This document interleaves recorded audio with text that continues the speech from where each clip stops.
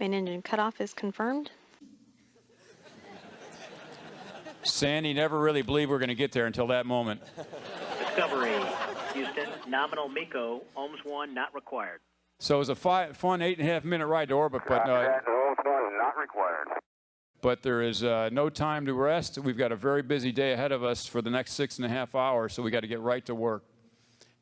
It's the cockpit, both the flight deck as well as the mid deck, immediately become a beehive of activity. Got to get the helmets off. Joe's in a good mood. He's 7 minutes into flight, and this is a small burn. You can see that's what it looks like in the mid deck when that OMS 2 burn kicks off. And we've got those two OMS engines, each 6,000 pounds of thrust, going to burn for a couple of minutes. And what that's going to do is it's going to circularize our orbit.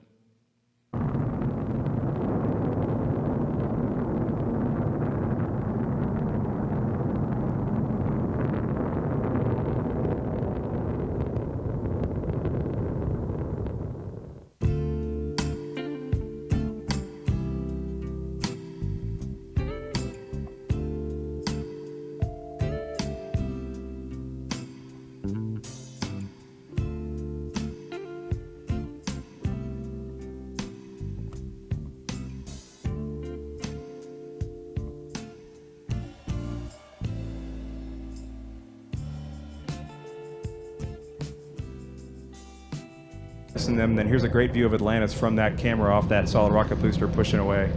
A minute or so later, we're up to about 10,000 miles an hour. We roll heads up, and you have a view of the Atlantic there in the background as we go up the east coast of the United States. 8.5 minutes, and we've gotten to the speed we need. We shut down the engines and jettison the external tank. You'll see it come off here in just a second, and the reaction control jets on the orbiter push us away and get us safely clear. We do a small burn and push out in front so we can get some pictures of it. The glow you see is actually just the plasma around the orbiter since we're going 17,000 miles an hour, and we're still in just a little bit of the atmosphere here as we climb away. Right as soon as the engine... We have a camera on our external tank. This is the LOX feed line. You see the ET over to the right, the booster on the left. The purpose of this camera was to watch any debris that might fall off. We've got the booster separation here. The cameras on the boosters actually followed them down to the ocean. And as you know, they're retrieved and reused. Back to the LOX feed line camera. First time we've flown a camera in this position, it worked quite well.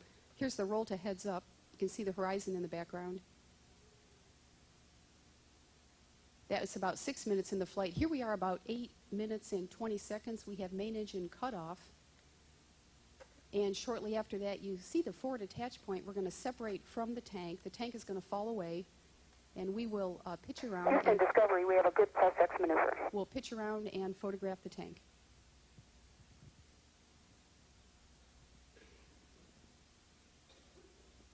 It's unbelievable.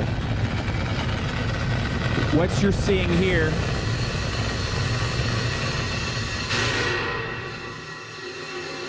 and what you're seeing here are some of the camera views that are mounted on the solid rocket boosters and on the external tank itself.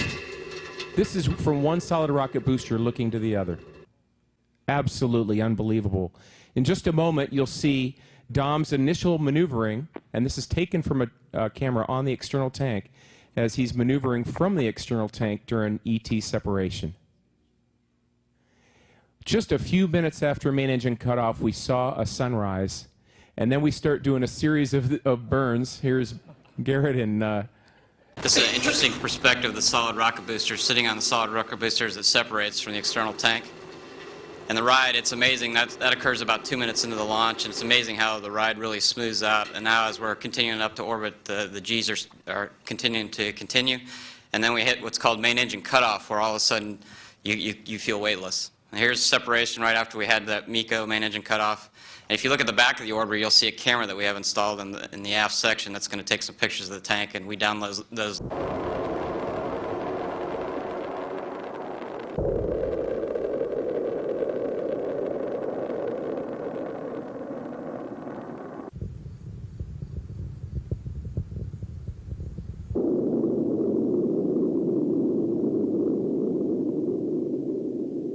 You know, there's not much I could say about that whole thing, but wow.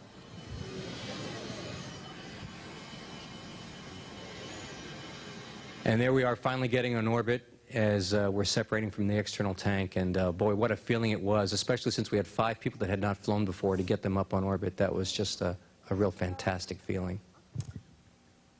Being a 4 million pound vehicle at Mach 5 at about 150,000 feet, the solid rocket boosters had done their job and they separated and they continued up to about 200,000 feet before floating down on parachutes while we continued on.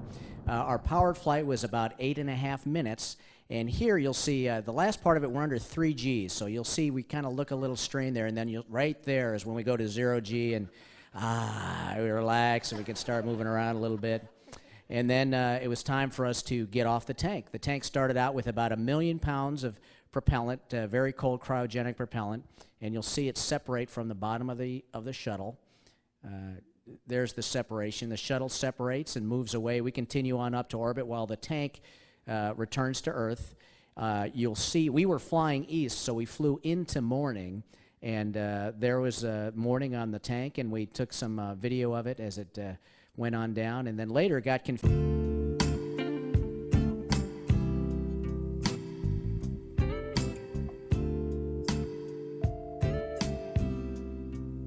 And then we started downhill on schedule. This is a picture of plasma interaction around the orbiter, which Mark was able to get with the camcorder. There's some spectacular photography there of the plasma sheath discharging. This is pretty rare photos. Then you can see out the window, again with the same camcorder, the Earth horizon as we do the roll maneuvers that allow us to guide ourselves down the reentry track. All of this went very smoothly. There's a little bit of high Mach buffet, and you can see that reflected in the slight shaking of the camera. I said Mark. Actually, I think Mary was taking all of these. Mark took the photos uphill.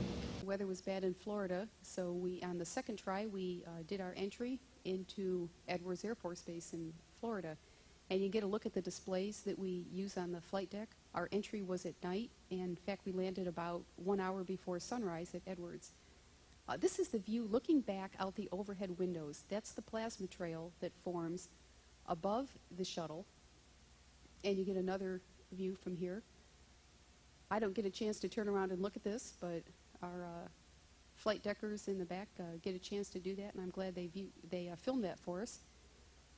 This is from the ground at Edwards.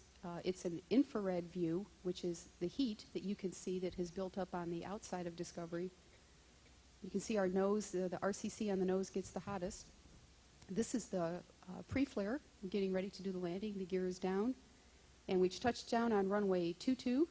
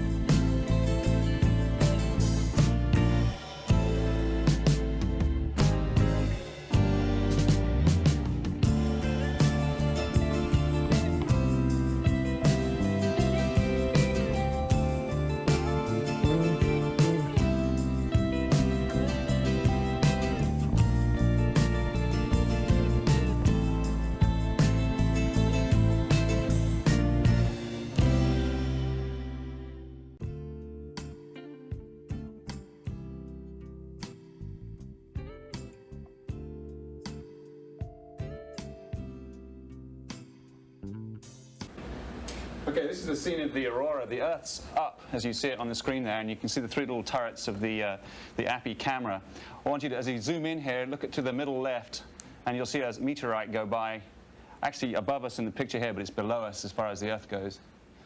The aurora, of course, are generated by, it's coming up now. There you go, yeah, you saw it. The aurora are generated by protons coming from the sun, spiraling down the field lines. Here's the electron beam coming out just a little right of center, and superimposed on that is the results from the API camera. You can see a little glow to the left of center about every 15 seconds. We're going to cut back and forth. Here's another beam firing. And then you see the glow that you see in the middle is the natural aurora, and in the middle of that you can see the spot from the beam, and that was really the first time that this has been done in space, and that we have been able to watch it with a camera. So that beam really did look like one of the phasers that is in Star Wars or Star Trek. It's really an amazing phenomenon to see this come out of the orbiter for the first time. In addition to the electronic detector that the API experiment involved, the investigator also had supplied us with a fairly complex set of photographic cameras and optical equipment. And you see me here on one of those tests. Often the target was the same as what the detector was looking at, but we could use different filters or other optical elements to get complementary data. Again, this one was photographed to show you what we were doing when the lights were up a little bit. Normally this was done by feel and by memory of the procedure in the dark as the target went sliding by. Everybody has something that they call their favorite when you go fly, and mine is lightning, because I always tell everybody that to me it's like an orchestra playing, and it seems like the lightning plays off each strike. You know, you'll see one and it just ripples all across the face of the Earth. It's a beautiful spectacle. You can actually see the Earth limb in the upper left-hand corner there, and the big city, or the bright spot you see that's steady there, is the city of Buenos Aires. As we're coming up on an ascending orbit here, and we're actually going up along out over the Atlantic Ocean off the east coast of South America.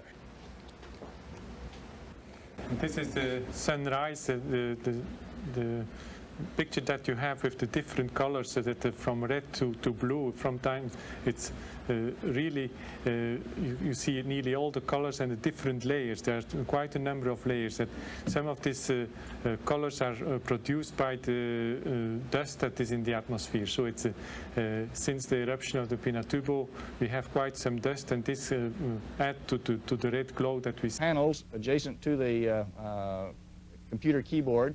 One of them, again, it's a Japanese experiment, has a television tube. This television camera is what we're looking at here. We're just passing the Earth's limb. That's the air glow at the edge of the Earth's limb. And the camera is now swinging up to look at various stars. The stars are a little bit out of focus here because the camera is purposely focused at a distance of only 10 or 20 meters so that we could see some of the nearby emissions from the spacecraft rather than having to look out at infinity. These are cloud lightning disturbances at night. So this is the dark hemisphere of the Earth. We're seeing lightning discharges in the clouds here in the center part of the picture. That's the Earth's limb off to the right with a star over at the very right. This is a picture taken with a television camera in the moonlit night. Now the little dots you see off on the right side of the picture are stars. The white area you see in the center and left is the Earth. That's a cloud cover. And the white line that you see off to the top at first looks like the Earth's horizon. However, we noticed some stars that went right through the horizon and came down on the Earth. And before admitting we'd lost our marbles, we observed it some more and determined that no, what we're really seeing is the top of the Earth's atmosphere. It's about 90 kilometers up. And that's one of the reasons that scientists would like to take their telescopes outside into space so that they can avoid having to look through that layer. And you can see two little stars in the top left corner of the picture that are just now about to go down and penetrate, and they're hidden by the Earth. And that shows you that that really is the Earth's limb. This is a picture taken at sunset, and as I keep pointing out, the pictures that we see are never as vivid as what you see in the real world. We found the colors to be brilliant reds and blues, and they change with latitude and longitude as you go around the Earth. I think it gives you a chance to observe things. I think you can see the amount of aerosol like dust and volcanic ash that's in the atmosphere as it shows up and changes the colors. And almost as nice as watching out the window during the day is watching cities, thunderstorms, and the aurora at night.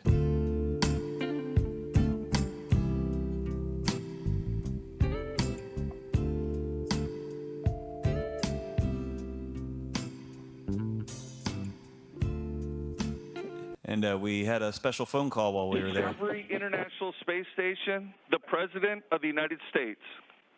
Hello, Commander, can you hear us? President, welcome aboard the International Space Station. We hear you loud and clear, sir. President spent about 20 minutes asking us questions as well as some students. And we appreciate you guys, so look forward to seeing you when you're back on the ground. God bless you. And seemed really excited to hear what we were doing.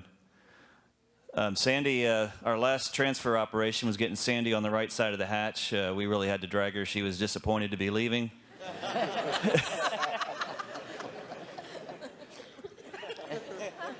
And it was soon time to say goodbye to Koichi and Spanky. Brew closed up the hatch.